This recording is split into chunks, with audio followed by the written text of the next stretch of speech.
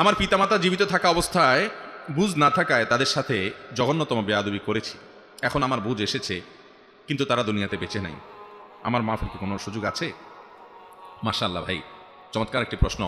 আমরা অনেক ভাইরা আছি এই হতভাগ্যের জায়গায় আমরা চলে গেছি যে বাবা মা জীবিত, তাদেরকে আমরা কদর করি নাই, তাদের না কদরই করেছি, আল্লাহ তাআলা নিয়ে গেছেন। ভাইরা আমার, এই সম্পদটা যতদিন আছে বেঁচে এই বটগাছগুলোর কদর করবেন ভাই।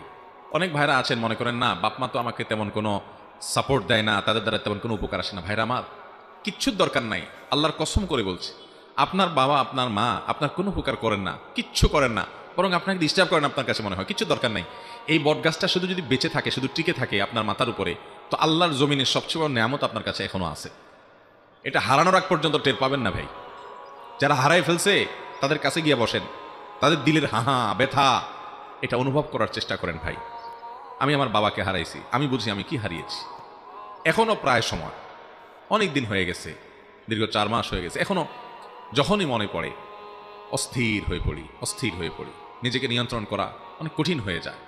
বাবার কোনো স্মৃতি দেখলে মানে নিজেকে কন্ট্রোল করা কঠিন হয়ে যায়, চোখের পানি আর ধরে রাখা যায় না, কঠিন। কারণ এই সম্পদ হারিয়ে যাওয়ার পরে সবাই বুঝে যে কি হারাইছি। আল্লাহ তাআলা যাদের বাবা মা বেঁচে আছেন তাদেরকে কদর করার তৌফিক দান করুন। কথা বলবেন না ভাই, কখনো না, কোনো দিন জোরে কথা বলবেন না ভাই। বাবা মার ঋণ এটা কোনোদিন শোধ করা যায় না। নিজের গায়ের চামড়া দিয়ে যদি বাবাকে মাকে জুতা বানায় দেন, আপনার নিজের শরীরের চামড়া দিয়ে যদি জুতা বানায় দেন আপনার বাপ মাকে, ঋণ শোধ হবে না ভাই। এই ঋণ শোধ করা যায় না, আপনি চাইলেও পারবেন না ঋণ শোধ করতে।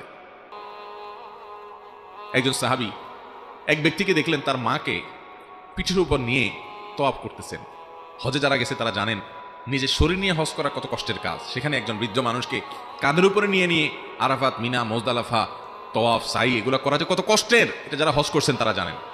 তো একজন লোক এরকম কষ্ট করতে করতে তার ভিতরে এক ধরনের আত্মতৃপ্তি আসছে যে আমি তো আমার মায়ের হক মনে হয় আদায় করে ফেলছি, যে মা আমাকে গর্ভে ধারণ করেছেন, দুগ্ধ দান করেছেন, আমি মনে হয় হক আদায় করে ফেলেছি। তখন তিনি ওই সাহাবীকে জিজ্ঞাসা করলেন, আমি আমার মার হক আদায় করছি না? কি বলো, এত কষ্ট করছি আমি? উনি বলছেন, জি না, তুমি এরপরও তোমার মায়ের হক যেভাবে আদায় করা দরকার তার সবকিছু আদায় করে সমান সমান করে দিয়েছো। এটা হয় নাই, সম্ভব না এটা। নিজের স্ত্রী যখন সন্তান সম্ভব হয়, এটা জিজ্ঞেস করে দেখেন কষ্টটা কি। আরে ভাই, স্ত্রীকে জিজ্ঞেস করার দরকার নাই। আপনার পেটের সাথে 3 কেজি 4 কেজি ওজনের পাথর, ইট, এটা পেটের সাথে একটু ঝুলায় রেখে 1 সপ্তাহ একটু হাঁটাচলা করেন, শুয়ে দেখেন, ঘুমায় দেখেন কেমন লাগে। আমার কথা বুঝেন নাই? একটা ইট সুন্দর করে প্যাকেট করে পেটের সাথে ঝুলাইয়া, বেশি না, মাত্র 7 দিন বাজারে ঘাটে চলাফেরা, ঘুম, গোসল, খাওয়া দাওয়া সবকিছু করেন, দেখেন কেমন লাগে। ভাইরা আমার, 10 মাস যে গর্ভধারণ করে, স্বয়ং আল্লাহ তাআলা কোরআনে বলছেন, হামালাতহু উম্মুহু কুরহান ওয়া ওয়াদাআতহু কুরহা। মানুষের মা তাকে অনেক কষ্ট করে গর্ভধারণ করে। আল্লাহ বলছেন কষ্ট করে গর্ভধারণ করে, আল্লাহ জানেন। এবং গর্ভ খালাস করেন, সন্তানকে জন্ম দেন যখন, অনেক কষ্ট হয় ভাই। এই কষ্ট জীবনে কোনোদিন আমরা কল্পনাও করতে পারবো না। এরপরে তো দুগ্ধদানের কষ্ট আছে ভাই। আমরা যারা বাবা, বাচ্চারা একবারে বেশি 2বার ডিস্টার্ব করলে ধমক একটা বেশি 5টা দিয়ে দিই। আর মা অনেক মা আছে দেখবেন ঘুম পাগল মা, কিন্তু বাচ্চা যখন একটু মা করে উঠে, একটু আওয়াজ দিয়ে উঠে, ওই ঘুম পাগল মাটা পর্যন্ত ঘুম থেকে জেগে যায়। ভাই, মা বাপের ঋণ কোনোদিন শোধ করা যায় না।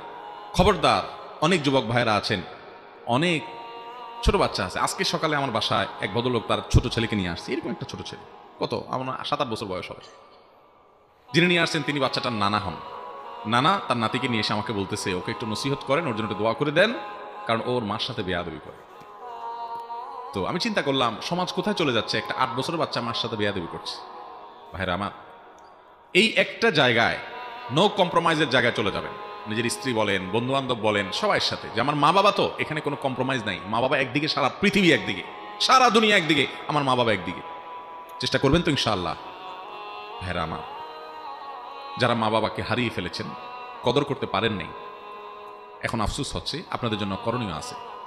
সহিহ মুসলিমের হাদিসে বর্ণিত হয়েছে, নবী করিম সাল্লাল্লাহু আলাইহি সাল্লাম বলেছেন, ইন্না মিন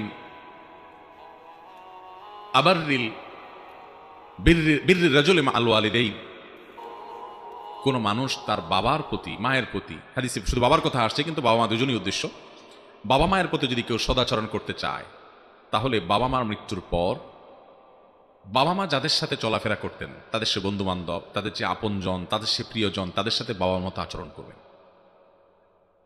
যেমন আপনার বাবার একজন বন্ধু ছিলেন, তার সাথে উনি অনেক বন্ধুত্ব ছিল, আপনি তাকে বাবার মতো সম্মান করবেন। আপনার মার বান্ধবী ছিল, আপনার এক খালার সাথে তার খুব সম্পর্ক ছিল, আপনি অন্য খালার চাইতে ওই খালাকে একটু বেশি কেয়ার করবেন, কারণ মায়ের বান্ধবী। কথাকে বুঝাতে পারছি? সেই সাথে আল্লাহর কাছে চোখের পানি ফেলে দোয়া করবেন। দোয়া করবেন, আল্লাহ আমার বাবাকে, আমার মাকে আপনি মাগফিরাত নসিব করেন। খুব দোয়া করবেন, চেষ্টা করবেন তো ইনশাআল্লাহ। আল্লাহ তাআলা আমাদেরকে এই নেয়ামতকে সময় থাকতে কদর করার তৌফিক দান